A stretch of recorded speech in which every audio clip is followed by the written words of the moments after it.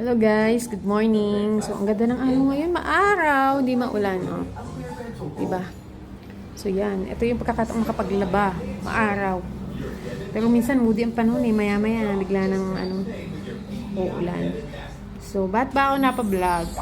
Since tag-ulan ngayon, at, di ba po, uso din na naman ang mga sakit, ubot sipon usually.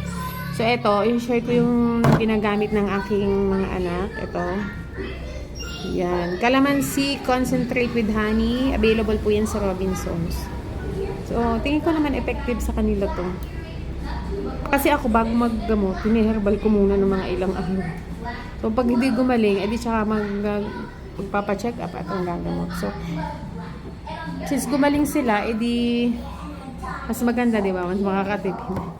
Mahal na rin magpa-check up ngayon eh. So, yan. Tapos sinasabayan nila ng vitamin C. Ang kanilang tinatake na vitamin C ay Silin Plus na chewables. Yan. With zinc. Tapos ako naman, yan, yung boses ko nga medyo meron pa eh. Kasi nagkasipon ako. So, ang ginagawa ko is naglalaga ako ng luya at luyang dilaw. Tapos, pinipigaan ko ng lemon.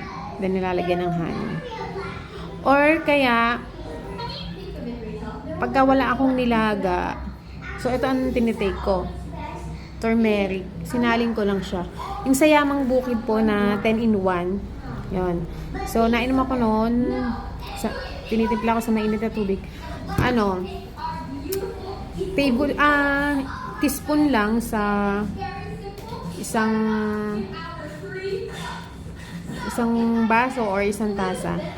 Ayan. Ganun lang. And dun sa pouch naman niya, may nakalagay kung paano siya timplahin. So, yan, nabili ko siya sa Shopee. And so far naman, nasasabi ko na effective naman siya kasi gumaling ako. Contain lang. So, yun yung iniinom ko. Ito, 10-in-1 turmeric. So, yun lang. Sinare ko lang, guys. Baka kasi mahiyang din sa inyo yung hiyang sa amin, ng kids ko, at sa akin. Yun lang, guys. Thank you. Happy watching! Bye!